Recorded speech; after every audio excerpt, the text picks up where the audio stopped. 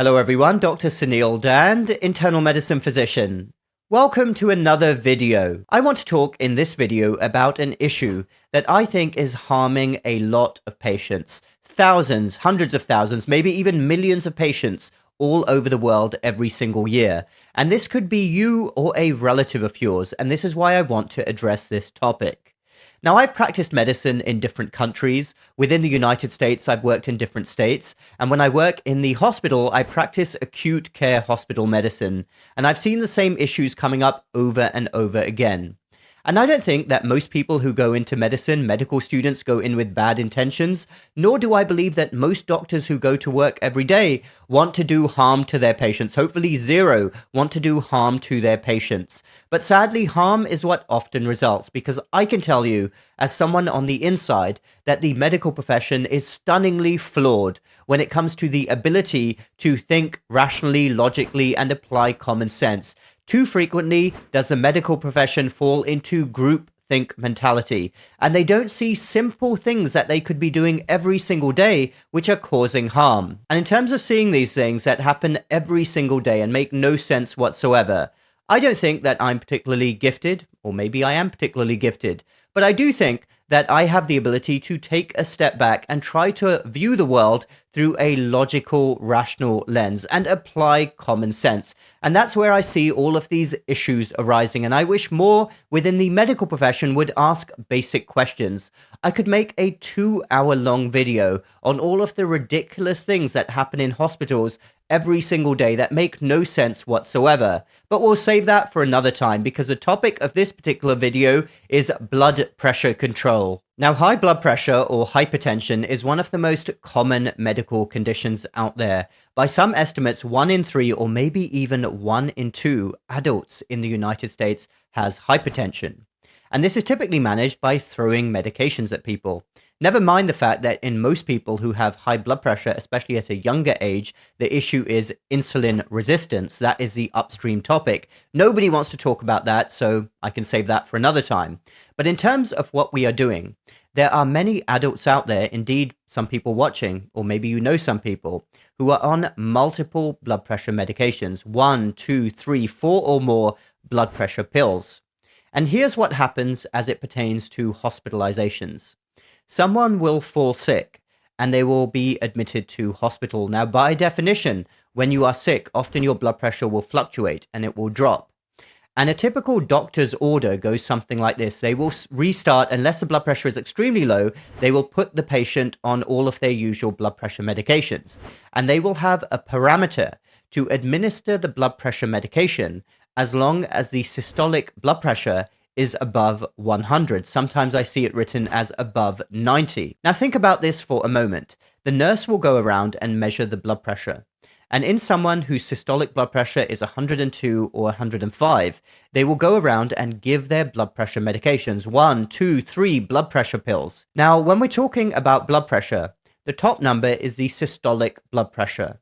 And the ideal number, or supposedly ideal number, according to what we know now, is 120. You may have heard that range before. You want the top number, systolic, to be 120, and an ideal lower number, the diastolic blood pressure, should be 80. So we are giving patients all over the country who are hospitalized with a low blood pressure, what I would call a borderline low blood pressure, 105, 110, we're giving them more blood pressure pills. And think about what we're doing when we do that. We are lowering their blood pressure by 10, 20, or 30 points while they are in the hospital. What the heck are we doing? And think about the logic. Why would we even do that? Somebody who's sick and already has a low blood pressure, why would we be lowering their blood pressure even more? Surely we would want to be cautious. And this has very serious consequences indeed. I believe it contributes to a lot of hospitalized patients feeling weaker. I think it contributes to other complications like falls, especially in the elderly population. And it's because we are being very, very aggressive, totally unnecessarily, with blood pressure control while they are in the hospital. We're giving people people with already low blood pressures more and more blood pressure pills and lowering their numbers even more. Now, I have a strong feeling that if you actually studied this, if you took a large number of people and you watched them during their hospitalization and analyzed their blood pressures very closely, those who went through their hospitalization with a lower blood pressure, caused in part by us giving additional blood pressure medications, do much worse, both in terms of illness recovery and prognosis for the future. And I'm sure there's a relationship with age as well. We are far too aggressive with controlling blood pressure in the hospital. And I hope one day that a study like that is done. Now, does this happen because doctors want to do harm? Again, no, I don't believe that's the case. I think it's because there's a total lack of common sense with so many things we do every single day in the hospital and even as an outpatient. Nobody has actually stood there and thought, why do we have this parameter? Why, when patients get admitted to the hospital, is it routine for doctors to write something like, administer blood pressure medications as long as the systolic blood pressure is greater than 100? So what happens? A nurse comes along, measures their blood pressure as 105 or 102 over whatever 80, and then goes along and piles more blood pressure medications on them, lowering their blood pressure to an unnatural level while they are already sick. What on earth are we doing here? So what can you do if you or a loved one is ever in the position of being in a hospital and having this happen to you? Well, it might be a bit difficult if you are the one that is sick. So most likely it will be a loved one that will have to do this. But what I would urge you to do is ask the staff what the blood pressure range has been. Usually you'll have to go through the nurse first.